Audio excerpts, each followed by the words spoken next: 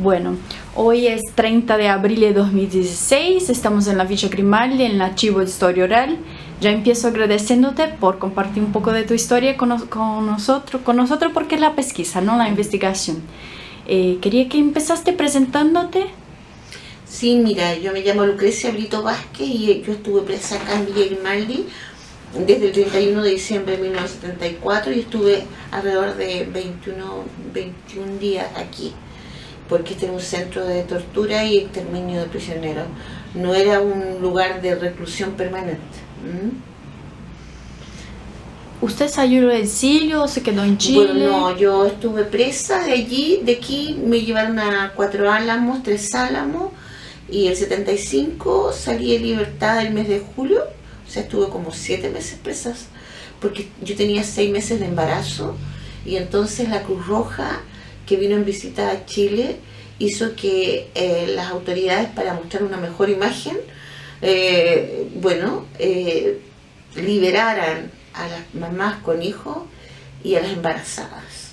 Entonces ellos querían mostrar una cara mucho más humanitaria, por todo lo que era en ese minuto la denuncia a nivel de las Naciones Unidas.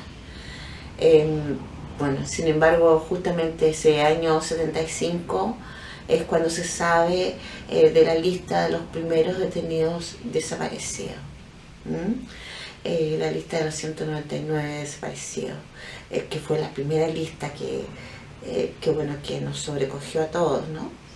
Entonces yo estuve acá después hasta el año 78, seguía en todo lo que era el trabajo político y de resistencia en contra de la dictadura. Sin embargo, ahí hubo nuevamente una represión donde cayeron 2 compañeros y en vista de eso yo tuve que pedir ayuda y salir del país. Nuevamente en esa época tenía 6 meses de embarazo, así que tuve que salir con urgencia, si no iba a ser posible que tomase el avión. En esa época las líneas aéreas no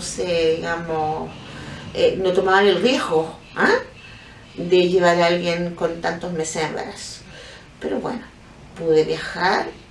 Me acuerdo que viajé sola y empecé un exilio que duró 15 años, porque luego salí en listas de personas que no podíamos regresar al país. O sea, yo era la única persona de la familia que salía en esta lista. Entonces no volví a Chile hasta el año 93, porque me demoré más o menos unos 4 años en preparar mi retorno, en la medida que no habían mayores medios, ¿no?, para volver. En el fondo era hacerlo un poco por mi cuenta. Entonces el desarraigo, la falta de perspectiva hace que el proceso fuese mucho más largo. Volví a Chile y en esa época lo primero que ocurrió fue que me conecté con mis compañeras expresas políticas que se reunían, hacían reuniones y contaban lo que estaba pasando con la villa. Entonces la comunidad había hecho una organización de lucha para recuperar el sitio. Hablo de la comunidad vecinal de aquí de Peñalolén, la comunidad cristiana, donde estaba el padre Lunate, y expresos políticos y expresas políticas. Me acuerdo que en esa época había una discusión con respecto a lo que queríamos como lugar de memoria.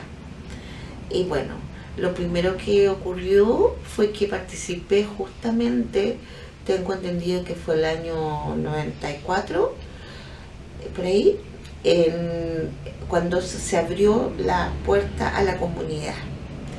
Y cuando entramos fue un choque terrible porque estaba absolutamente destruido. Lo que era la casona, casi todos los sitios, el lugar de las celdas. Entonces era un montón de escombros, los árboles habían sido quemados, era como si una bomba hubiese impactado en el lugar, había hoyos. Y recuerdo que se juntó mucha gente que vinieron comunidades mapuche, vino el Mariano Puga, el cura Aldunate, había un escenario donde vinieron los familiares detenidos desaparecidos y muchos grupos a entregar su saludo y su saludo cultural, musical.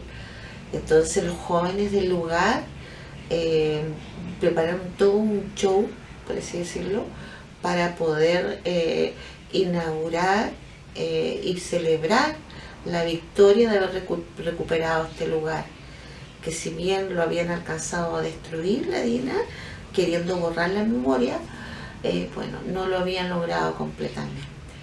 Entonces usted se involucra en ese proceso cuando regresa del exilio, Sí. más o menos en 93, ¿no? Sí, sí. ¿Te acuerdas más o menos cómo llegaste? Dijiste que fuiste a encontrar con otras compañeras, Sí. ¿no? ¿Te acuerdas quién era? Si vosotros hacían no, reuniones. Sí, nos encontrábamos casi todas las que, bueno, Karen estaba en esos momentos, la Alejandra Holzapfel, la Erika Chanfró, la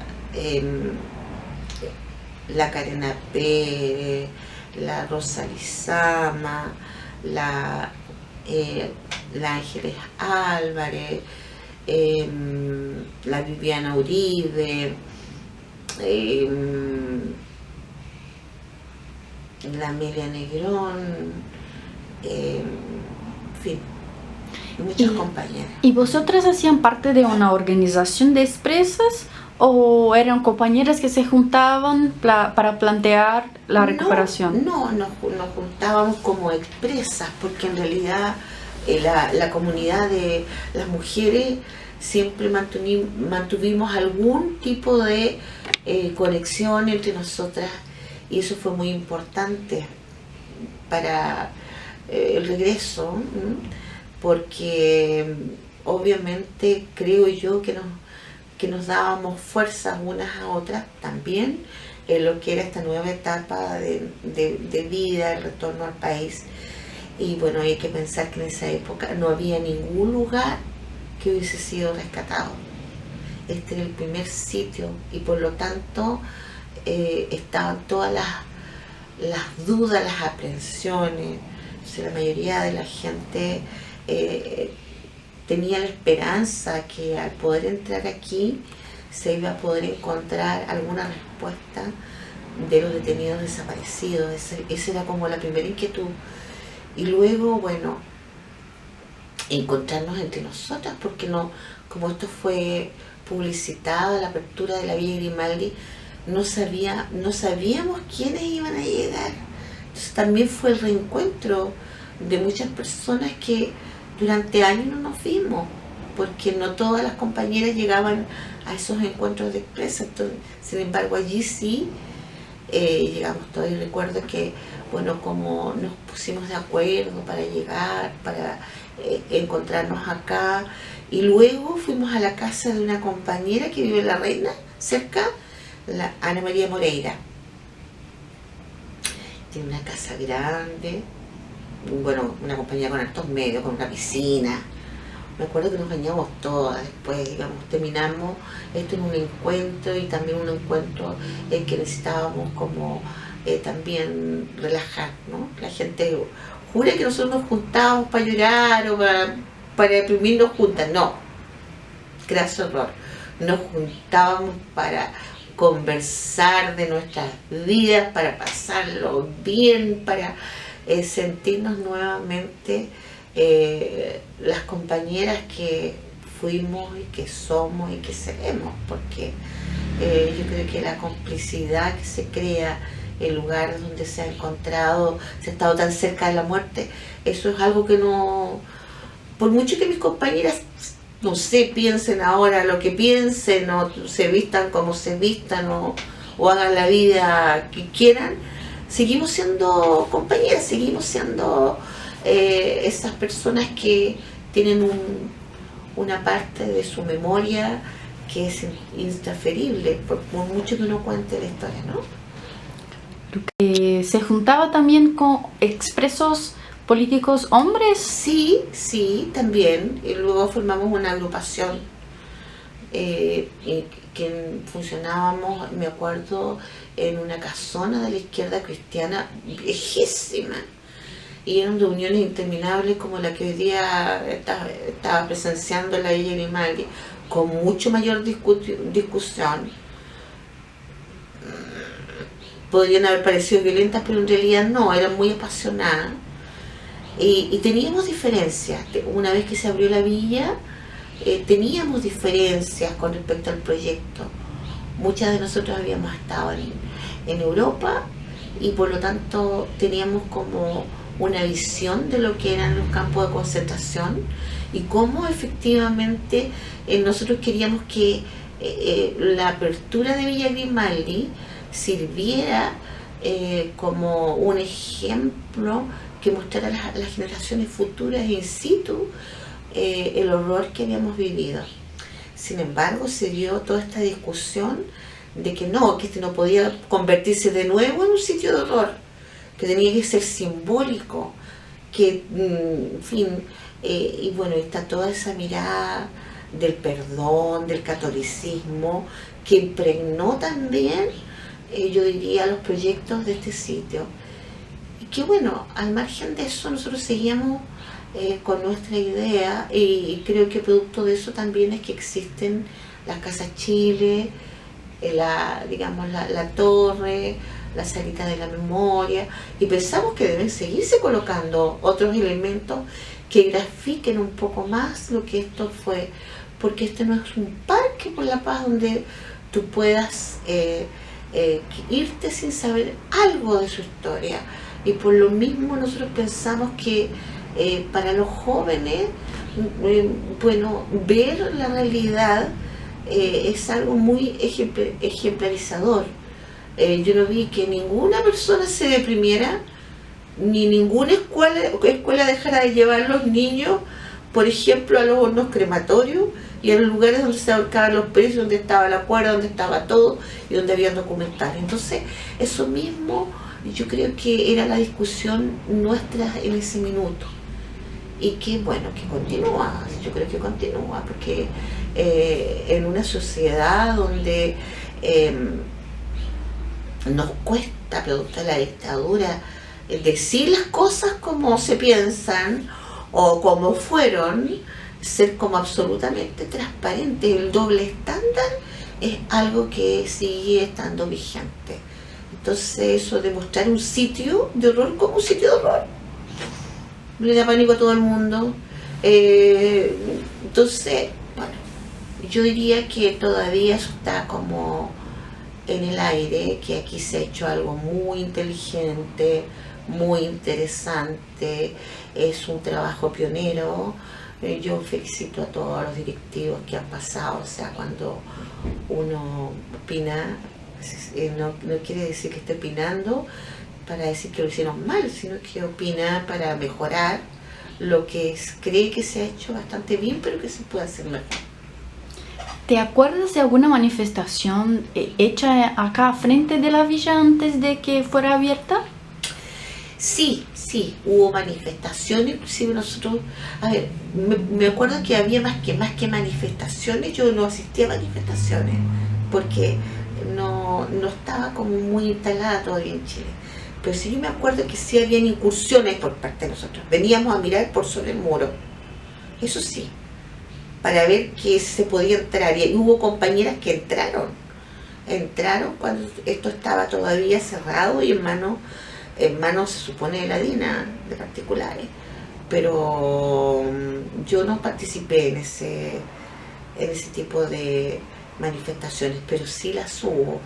Y sí, puedo decir que de inmediato, una de las manifestaciones importantes que sigue siendo hasta hoy en día es el Vía Crucis. El Vía Crucis, efectivamente, yo supe que siempre fue una representación de lo que aquí había ocurrido. ¿Puedes hablar un poco sobre qué es la Vía Crucis? El Vía Crucis, son las estaciones que pasó Jesucristo antes de que lo clavaran en su cruz, donde él llevaba su cruz. Entonces, para los vecinos de acá, que son muy católicos, el vivir el Vía Crucis desde la periferia hacia la Villa Grimaldi, para ellos representa justamente el símbolo del sufrimiento de muchos jóvenes, y hombres y mujeres que de alguna manera eran como la imagen de Cristo, ¿no? Eso. Entonces siempre se hace la Vía Crucis acá. Todos los años, no se deja de hacer. Es bonito que siempre la comunidad cristiana y los vecinos desarrollan. La comunidad cristiana y la comunidad de vecinos tuvieron también una importancia, ¿no?, en el proceso de recuperación. Y la tienen hoy en día. Ellos son miembros de justamente ellos estuvieron el día de la apertura, ellos vienen a las reuniones, ellos han tenido que conocer estos personajes medios controversiales que somos nosotros buenos para discutir y analizar, y que de repente no nos soportan mucho porque dicen que somos medio conflictivos. Bueno, efectivamente sí, ellos han participado en todo el proceso, y por eso es que los testimonios que hay en torno a la villa, hay testimonio de vecinos, hay testimonio de otros actores sociales que están en torno a la villa, como el caso de los familiares de los detenidos desaparecidos, que ellos sienten que este es un lugar donde de alguna manera, si pasaron sus seres queridos, los encuentran. ¿Los familiares también participaron? ¿Te acuerdas de familiares que participaron en el proceso de recuperación? Sí, mucho. Si tú miras las fotos, mucho, y participan con sus fotos, y todos ellos lloraban. Y fue muy emotivo, muy cargado de simbolismo. Esa entrada, ellas vinieron masivamente, porque como te digo, este era el primer sitio que se abría. Y esta era como la primera victoria de poder recuperar un sitio. Mucho más tarde vino el de José Domingo Cañas, y mucho más tarde vino Londres, y luego, digamos, Simón Bolívar, pero el sitio donde, y Estadio Nacional también, pero el primer sitio que se abrió fue este. ¿Te acuerdas de algunos familiares? Yo vi que Amanda González siempre está en las fotos. La Eliana, que es la mamá del Patricio Guajardo. Bueno, estaba la directiva de esa época de los familiares detenidos desaparecidos. Vinieron todos, la Sola Sierra y muchos de ellos. Y también los familiares de ejecutados políticos también estaban aquí. Alicia. Así que todos ellos te pueden hablar. Yo creo que son testimonios importantes en lo que es el rescate y lo que significó para ellos el rescate de este lugar. Acá tiene la agrupación de familiares de víctimas de desaparecidos políticos, detenidos desaparecidos, de ejecutados políticos. No, existe familiares de detenidos políticos desaparecidos y familiares de detenidos ejecutados. Los presos políticos participamos como presos políticos, pero sí también hay una agrupación de hijos, que son los que hacen las funas hacia los represores. ¿Que también participaron algunos hijos? Sí, sí, también. Sí. Qué bien. ¿Y qué te parece ese lugar hoy, después de tantos años de transformación? Me parece que es un lugar muy importante, un lugar que ha marcado, como quien dice, hitos importantes en la vida de la recuperación de los derechos humanos, y también en hacer escuela en cuanto al rescate de la memoria, y poder efectivamente influir en las políticas educacionales en derechos humanos, y también entregar un espacio para lo que significa la creatividad en torno al tema de los derechos humanos o temas valóricos asociados. También ha servido como para mostrar que este es un lugar de todos, que no es un lugar de uno u otro actor, sino que es de toda la comunidad, y que por lo tanto es un símbolo de que los derechos humanos son un tema transversal de toda la sociedad. ¿Tiene alguna cosa que quieres hablar que yo no te pregunté? No.